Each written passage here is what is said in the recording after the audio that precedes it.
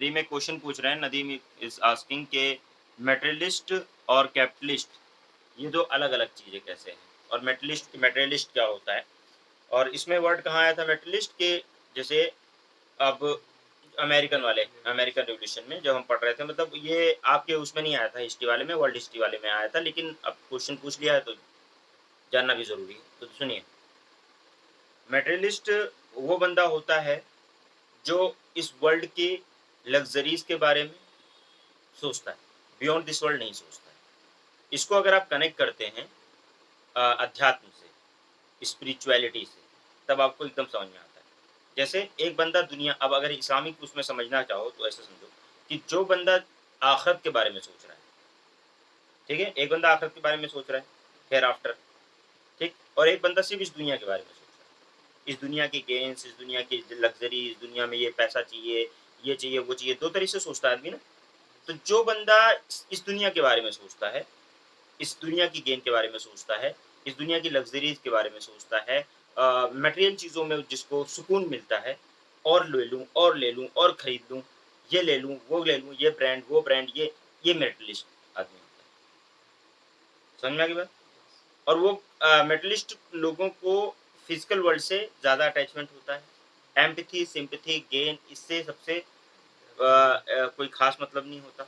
Main चीज़ होती है, जैसे वो सोचते हैं कि if I have everything of Apple, I am happy. वो आपने जिसको भी देखा होगा पोस्ट करते हुए कि if I would want this car, ठीक है? वो लिखते हैं ना कि पोर्श और ये वो, ठीक है? इस तरह से अगर मुझे ये कार मिल जाती I would be feeling more happy. इसका मतलब वो मेटलिस्ट है। उसको कार में खुशी नहीं लग रही है, मिल रही है, ठीक है ना? जो बंदा रोलेक्स की वॉच दिखाएगा आपको कि ये रोलेक्स की वॉच है, ठीक है? इसको पहन के मैं दुनिया में top of the world feel कर रहा हूँ। एप्पल आईफ़ोन फ़ोटो खींचेगा मिरर पे और बोलेगा कि, मतलब ये दिखाएगा कि एप्पल का आईफ़ोन मेनली दिखाने का उसका होगा कि I have a Apple iPhone, क्या नाम 14 प्रो मैक्स या 15 जो भी। तो ये वो मेटलिस्ट आदमी है, क्योंकि उसको खुशी किसमें मिल रही है? मटेरियल चीज़ों में, ठीक है? मेटलिस्ट है। तो वो ज़्यादा से ज़्यादा गेन करने की कोशिश करेगा। उसका एम्बिशन होगा दुनिया ज़्यादा गेन करने की, पैसा ज़्यादा कमाने की, समझ रहे हो ना? दुनिया की लग्ज़री को एन्जॉय करने की। इसका उल्टा होता है बंदा जो स्पिरिचुअल होता है, जो अध्यात्म वाला होता है, वो इस दुनिया के बारे में जितनी ज़रूरत है उतनी सोचता है। नीड्स के बारे में सोचता है कि इतनी ज़रूरतें हैं। वो लग्ज़री के बारे में कम सोचता है। मोमेंटरी प्लेज़र के बारे में कम सोचता है और लॉन्ग टर्म प्लेज़र के बारे में ज़्यादा सोचता है। उसको अपने बच्चों में खुशी मिलती है, उसको रिश्तों में खुशी मिलती है, उसको क्या नाम है, मोहब्बत करता है किसी से तो उसमें खुशी मिलती है, अपने माँ-बाप, परिवार, भाई-बहन उनमें खुशी मिलती है। वो किसी इंसान को देख के कॉस्मोपॉलिटन एटीट्यूड होता है, वो किसी भी इंसान को देख के खुश होता है कि यार ये इंसान का दुःख मैंने दूर कर दिया, परेशान था या मैं उसके लिए कुछ कर पाया तो उसको खुशी होती है। ऐसा इंसान मेटलिस्ट नहीं होता। बात आई समझ में? कैपिटलिस्ट क्या होता है? कैपिटलिस्ट वो बंदा होता है जो अपने प्रॉफिट के बारे में सोचता है, दूसरों को एक्सप्लॉइट करके, ठीक है? उसमें उसको मटेरियल गेन की वो नहीं है कि उसको वो उसमें खुश हो रहा है। उसको बस एक्सप्लॉइट करना है अपने नीड के लिए, मतलब मैक्सिमम प्रॉफिट। बस उसका ये सोच है कि मैक्सिमम प्रॉफिट, वो एक बिज़नेसमैन एटीट्यूड है। मेटलिस्ट कोई भी आदमी हो सकता है, उस बिज़नेसमैन होने की ज़रूरत नहीं। कैपिटलिस्ट में ज़्यादातर बिज़नेसमैन होता है या कोई काम करता है, वो that is related to some work. लेकिन मेटलिस्ट जो होता है वो कोई भी हो सकता है। एक गरीब आदमी भी मेटेरियलिस्ट हो सकता है, क्योंकि उसको किसमें सुकून मिलता है? मुझे कार चाहिए, मुझे गाड़ी चाहिए, मुझे घर चाहिए, मुझे ये चाहिए, तो मेटेरियलिस्ट है, चाहे वो गरीब है अभी। लेकिन उसकी इच्छा क्या है? सिर्फ़ दुनिया को पाना, ठीक है ना? अगर उसकी इच्छा सिर्फ़ दुनिया पाना है तो इसका मतलब क्या है? वो मेटेरियलिस्ट है। क्लियर है? समझ में आया रिदा? तो ये वर्ड आया तो मेटेरियलिस्ट क्या हैं?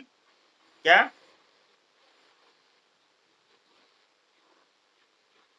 हाँ, हाँ, वो होता है। मेटलिस्ट में शो ऑफ का एक पार्ट है। शो ऑफ करना मेटलिस्टिक होने का एक पार्ट है। शो ऑफ तो वो भी कर सकता है जो मेटलिस्टिक नहीं है। वो ये दिखाए कि हाँ, मैं बड़ा कंपैशनेट हूँ, मैं बड़ा अच्छा हूँ, मैं बड़ा नेक हूँ।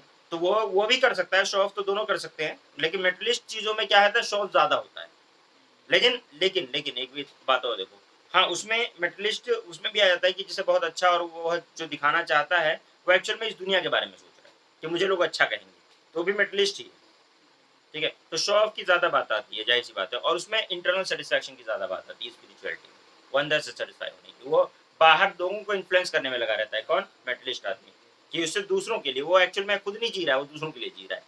एक्चुअल में तो यही है ना, कि वो दूसरों को दिखाने के लिए, दूसरे के अकॉर्डिंग, कि भाई ये चीज है तो ऐसे मुझे ये पसंद है। लेकिन आज पूरी दुनिया, ये एक ट्रैप है शैतान का वैसे, लेकिन ये पूरी दुनिया मेटलिस्ट, 99% लोग मेटलिस्ट फीलिंग के हैं, वन वे और अदर। और यही कंज्यूमरिज्म, यही क्या नाम है, क्या नाम है, मेटलिज्म, यही सिखा ही रहा है शैतान, उसका यही है। जब तक आप इसमें ट्रैप में फंसे रहोगे, तब तक हेयर आफ्टर और किसी चीज के बारे में सोचोगे नहीं। आपको मोर गेन करना है। वही कहते हैं ना कि इब्ने आदम के पास अगर एक पहाड़ हो, रसूल की हदीस है कि he will not be satisfied, अगर उसके पास एक क्या नाम है, सोने का पहाड़ है, तो वो he will consider, he will think कि उसको दूसरे सोने का पहाड़ चाहिए। वो कभी उसकी लालच भर नहीं होगी, उसकी उसकी का लालच, उसका डिजायर कभी भी कोई चीज फुलफिल नहीं कर सकती। सिर्फ एक चीज है जो उसका डिजायर को फुलफिल करेगी, उसकी कब्र की मिट्टी।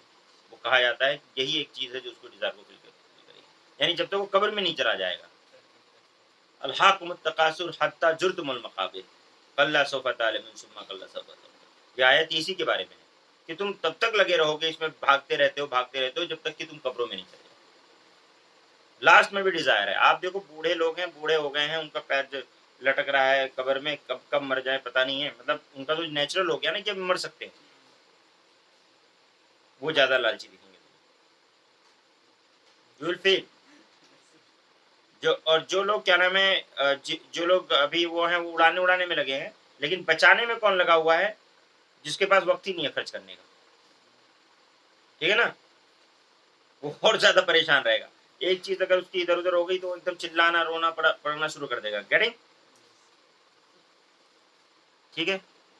तो यहाँ पे मेटलिस्ट, हमने मेटलिज्म की बात की, ठीक है, और हमने जो है आपका कैपिटलिस्ट के बारे में बताया, तो समझ में आ गया आप लोगों को? चलो नेक्स्ट जो है हम लोग बात करेंगे, अब जो हमारा है, यानी ये वर्ल्ड हिस्ट्री में हमने देखा था ना, we are going to discuss about this Indian history, ठीक है ना। इंडियन हिस्ट्री में we will be discussing about the Indian National Congress. Okay, इसके बारे में बात करे जा रहे हैं, इंडियन नेशनल कांग्रेस के बारे में, ठीक है। इंडियन नेशनल कांग्रेस में कल मैंने आप लोगों को क्या बताया था भाई, क्या डिस्कस हुआ था? सबसे पहले मैंने नेशनलिज्म के बारे में बताया, ठीक है, कि व्हाट इज नेशनलिज्म। नेशनलिज्म क्या है, स्टेट क्या है, और उसमें मैंने द प्रिंस का एग्जांपल दिया था आपको, गेटिंग? तो the example was of Prince. Prince में मैकियावेली ने क्या कहा है कि अगर अपने राज को पाने के लिए अगर मास लेवल पे मैसेकर कर दिया जाए, मार दिया जाए लोगों को, तो कोई दिक्कत नहीं है, और उसको father of modern political science कहा जाता है, ठीक है ना। तो वहां से मैंने स्टार्ट की थी बात, वहीं से स्टार्ट हुई थी। तो ये एक स्टेट की उसने डेफिनेशन दी थी कि स्टेट क्या होता है। स्टेट होता है, उसने क्या कहा था, स्टेट जो होता है वो 4 कंपोनेंट से मिलकर बना होता है। वैसे 3 कंपोनेंट होते हैं जैसे जनरली हम पढ़ते हैं, एक बाउंड्री होनी चाहिए, लोग होने चाहिए, और लेजिटिमेट गवर्नमेंट होनी चाहिए, ठीक है, यही होता है। लेकिन इसके अलावा, मतलब ये क्या क्या होता है, गवर्नमेंट, बाउंड्री और पीपल, ये 3 चीजें। लेकिन इसके साथ साथ गवर्नमेंट को सॉवरिन होना भी उसने बताया, ठीक है। तो सॉवरिन होने का मतलब उसके ऊपर किसी का शासन ना हो, और गवर्नमेंट सबके उसके ऊपर राज करे, सबके ऊपर, right. So this was the concept of state. लेकिन स्टेट नेशन नहीं होता, ये बात की थी। स्टेट जैसे कोई भी है जहां पे लोग रह रहे हैं, अगर वहां पे बाउंड्री है, जैसे मान लो कि इंडिया है, तो इंडिया की बाउंड्री है, इंडिया में लोग रह रहे हैं, इंडिया की एक गवर्नमेंट है, और वो सॉवरिन है, तो ये स्टेट हो गया एक, ठीक है ना। ये पॉलिटिकल साइंस वगैरह में डेफिनेशन ऑफ स्टेट इसी तरह से दी जाती है, फाइन। इसके बाद जो आता है हमारा नेशन। तो नेशन क्या होता है, नेशन एक फीलिंग है, क्या है, फीलिंग है, एक एथनिसिटी की बात होती है, एक मतलब उसमें किसी भी वजह से इंसान जो है जो अपने आप को एक समझने लग जाए, ठीक है। वो चाहे डिफरेंट रिलीजन का हो, डिफरेंट कास्ट का हो, डिफरेंट क्रीड का हो, डिफरेंट लैंग्वेज बोलता हो, डिफरेंट रेस का हो, लेकिन एक बाउंड्री में अगर रह रहा है, एक एरिया में रह रहा है, और वो एक फीलिंग आने लगी उसके अंदर कि हम सब एक हैं किसी वजह से भी, तो उसको बोलेंगे वो क्या हो गया, नेशनलिस्ट हो गया। तो जैसे नेशनलिज्म वाली जो फीलिंग होती है किसी के अंदर, एक नेशन वाली फीलिंग जो होती है, उसका मतलब एक ही, जैसे हम सब बोलते हैं हम मुस्लिम है, कोई हिंदू है, कोई सिख है, कोई ईसाई है, बट अगर कोई कह रहा है कि वी आर इंडियन, क्या बोल रहा है, जब इंडियन बोल रहा है तो क्या है ये, एक फीलिंग से कनेक्ट है। और इसकी वजह से हम क्या कहेंगे कि we are a nation, we are one nation, ठीक है ना, बोलते हैं ना। तो ये क्या है, ये नेशनलिज्म वाली थ्योरी है, और इसी हम बात कर रहे थे कि अब ये कैसे कनेक्ट हुए, कैसे हम भारतीय कह रहे हैं, वी आर वन क्यों कह रहे हैं, हम एक इंडियन क्यों कह रहे हैं, उसकी कई सारे फैक्टर हो सकते हैं। जैसे मैं अपने आप को मुसलमान समझता हूँ, कोई हिंदू समझता है, कोई सिख समझता है, कोई ईसाई समझता है। अंग्रेज आए, अंग्रेजों ने एक ही कोड़े से सबको धोया, एक ही तरह से सबको एक्सप्लॉइट किया, ठीक है ना। सबको बोला यू ब्लडी इंडियन, ठीक है, सबको बोला रेस्टोरेंट के अंदर की dogs and Indians are not allowed, ठीक है, कुत्ते और भारतीय अंदर नहीं आ सकते। अगर इस तरह के स्टेटमेंट्स अगर कोई दे रहा है, कोई अंग्रेज आके दे रहा है, तो हम लोगों को एक फीलिंग आएगी ना कि हम सबको एक ही तरह से ट्रीट कर रहा है। आप कितना भी किसी को दलित समझ रहे हैं, वो इंडियन समझ रहा है। आप कितना भी किसी को कुछ समझ रहे हैं, वो इंडियन समझ रहा है, और उसी कोड़े से सबको मार रहा है। उसी तरह से रेशियल डिस्क्रिमिनेशन तुम्हें कह रहा है, तुम किसी को शूद्र समझ रहे हो, वो क्या कह रहा है, वो इंडियन कह रहा है, और तुम्हें भी वो उस इंडियन, वो तुम्हें भी ब्लड इंडियन कह रहा है, और तुम्हें भी कह रहा है कि क्या नाम है, dogs are Indians are not allowed, उसे भी वो dogs are Indian are not allowed कह रहा है। अब तुम दोनों को सेम कैटेगरी पे रख के देख रहा है, और सेम तरीके से एक्सप्लॉइट कर रहा है, और इंफीरियर दिखा रहा है, तो इसका मतलब क्या है कि आपके अंदर कहीं ना कहीं एक फीलिंग आएगी। इसी तरह से हर कोई एक राज्य, अलग अलग राज्यों में इंडिया में बटा हुआ था। जब रेलवे बन गई, ठीक है, जब रेल बन गई, जब तो एक नेशन वाली पूरी मतलब कनेक्टिविटी की फीलिंग आ गई कि एक एक इसी तरह से बहुत सारे फैक्टर्स हैं। बहुत सारे पेट्रियोटिक लोग जिन्होंने भारत माता कहकर पूरे इंडिया को एक कनेक्ट करने की कोशिश की। बहुत सारे पेट्रियोटिक लोगों ने अपने एक्सप्लॉइटेशन का वो दिया कि हम सबको एक तरह से एक्सप्लॉइट किया जा रहा है, अगर एक नहीं हुए तो मारे जाएंगे, ठीक है ना। और इसी तरीके से बहुत सारे जो है इकोनॉमिक थ्योरी और बहुत सारी जो थ्योरीज है, राइटर्स, पेंटर्स, न्यूज़पेपर्स, इन लोगों ने मतलब एक फीलिंग जगाने की कोशिश की सबके अंदर कि आप लोग एक हैं और एक हो जाएंगे तो ही जीत बचेंगे, नहीं तो सबको डिवाइड एंड रूल तो ये खेल ही रहे, ठीक है ना। तो ये एक नेशनलिज्म वाली फीलिंग जो है डेवलप हुई। अब इसके लिए इनके भाई सबकी ग्रेवेंसेस थी, ये सबको बीट रहे तो सबकी ग्रेवेंसेस थी। तो अलग अलग लोगों ने पहले अपनी पिटी इंटरेस्ट, जैसे जमींदारों ने अपने इंटरेस्ट के लिए, जमींदारों ने अपनी जमींदार सभा, बंगाल एसोसिएशन, ये एसोसिएशन, मतलब ऐसे सब बनाया कि मतलब अपनी अपनी जगहों के लिए, रीजनल के लिए बनाया। लेकिन फिर सबके अंदर जो फीलिंग आने लगी वो ये हुई कि सबकी कॉमन प्रॉब्लम है। तो ऐसे कुछ कुछ सोसाइटीज मर्ज भी हुई। अब लोगों के दिमाग में ये आ रहा था कि यार छोटी छोटी पॉलिटिकल ऑर्गेनाइजेशन हमने बनाई है, छोटी छोटी ऑर्गेनाइजेशन, तो हम कोई डिमांड करते हैं, वो कोई डिमांड करते हैं, कोई कई कई बार ऐसा होता था कि दो लोग डिमांड करने आए हैं, दोनों की डिमांड टकरा गई है। अब वो किसी की बात नहीं सुन रहा है, वो उसको बहाना मिल गया, वो कह रहा है कि देखो वो तो कुछ और कह रहा है, ठीक है ना, तुम तो कुछ और कह रहे हो, तो इस तरह से वो किसी की बात सुनने को नहीं सुन रहा है, कह रहे। तो इस तरीके से क्या हो रहा है कि मतलब एक फीलिंग इंडियंस में भी आ रही है कि यार कुछ एक बड़ा प्लेटफॉर्म मिलना चाहिए जिसपे जाके हम मतलब अपनी बात को रख सकते हैं, अपनी ग्रीवेंसेस को एड्रेस कर सकें, राइट। कोई बड़ा प्लेटफॉर्म, अब वो बड़ा प्लेटफॉर्म इंडियन ढूंढना चाह रहे हैं, बट इंडियंस को बड़ा प्लेटफॉर्म मिलेगा कहाँ। तो उसके लिए बहुत ज़्यादा सहारा दिया किसने, सर एओ होम ने। किसने दिया, एओ होम ने। एओ होम एक रिटायर्ड सिविल सर्विस के ऑफिसर थे। उन्होंने डफरिन को कन्विंस किया, और उन्होंने ये बताया कि भाई देखिए रिवॉल्ट हो सकता है, एक पैसिफाई करने के लिए इन लोगों को, आप डफरिन को समझाया कि आप पैसिफाई करने के लिए एक प्लेटफॉर्म से अगर बात होगी, एक तरह से बात होगी, तो आपके भी समझ में आएगा कि क्या मुझे करना है, और जिनको भी समझ में आएगा। तो इसको करने के लिए आप ऐसा करें कि क्या नाम है, एक इंडियन नेशनल कॉन्फ्रेंस या एक इंस्टीट्यूशन बनने दीजिए। इन्होंने जितने भी छोटी छोटी पॉलिटिकल पार्टीज थी, जितनी भी उस समय की पार्टीज थी, जमींदार सभा, इंडियन एसोसिएशन, ये वो सबको बुलाया।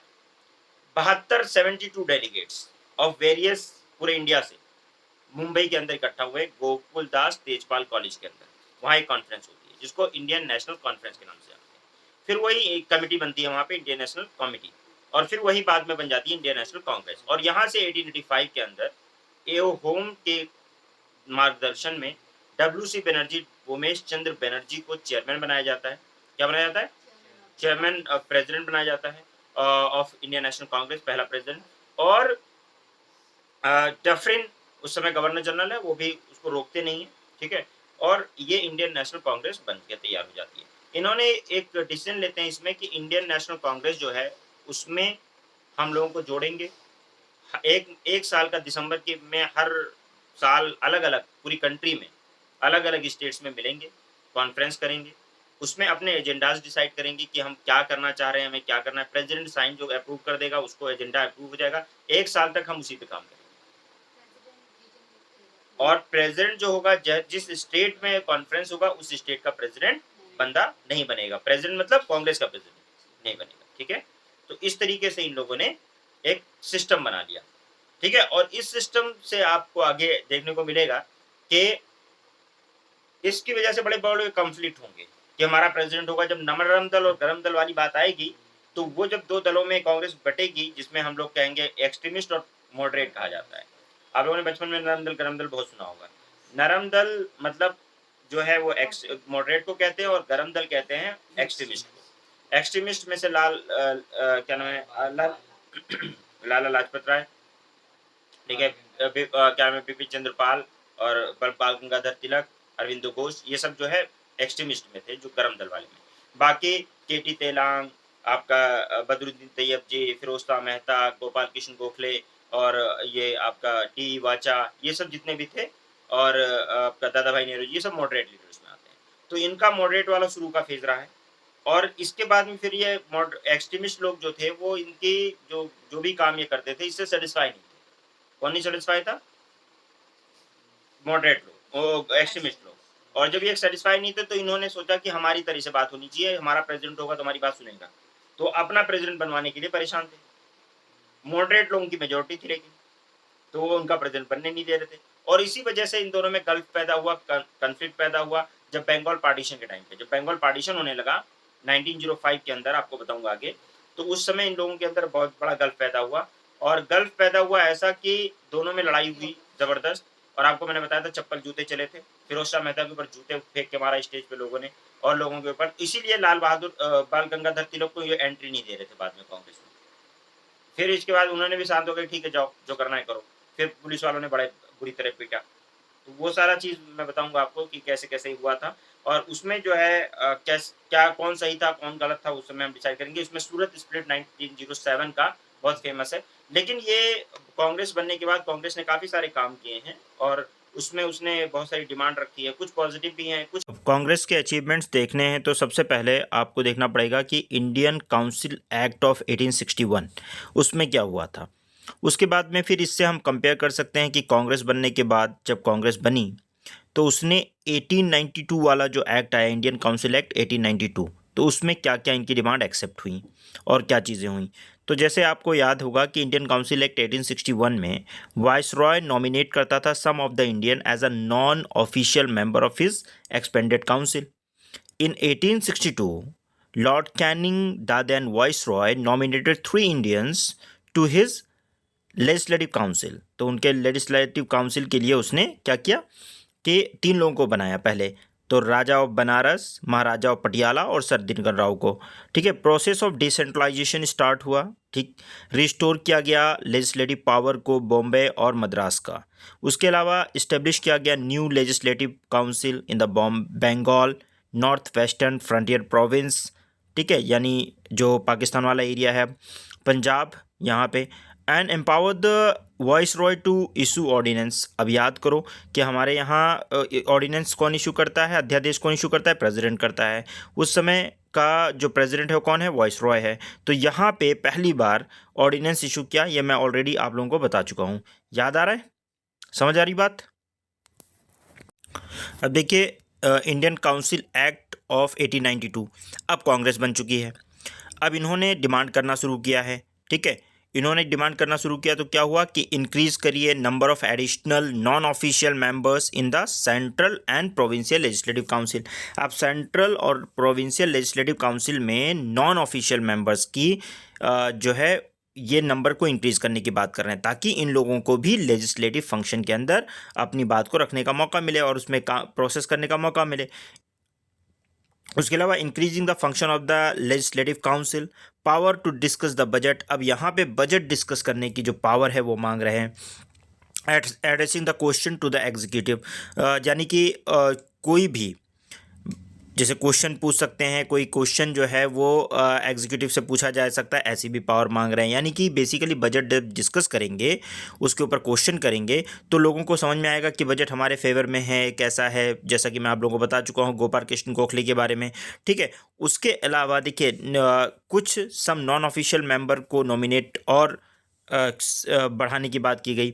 सेंट्रल लेजिस्लेटिव काउंसिल के अंदर the viceroy on the recommendation of the provincial legislative council and the Bengal chamber of commerce, इसके अंदर नॉन ऑफिशियल मेंबर्स को जब ये Bengal chamber of commerce recommendation दे रहा है, और ठीक है, प्रोविंशियल लेजिस्लेटिव काउंसिल से, तो वहाँ से कुछ लोगों को अपॉइंट किया जाएगा। किसके लिए? सेंट्रल लेजिस्लेटिव काउंसिल के लिए, ठीक है। रिकमेंडेशन कौन दे रहा है? प्रोविंशियल लेजिस्लेटिव काउंसिल, ठीक है।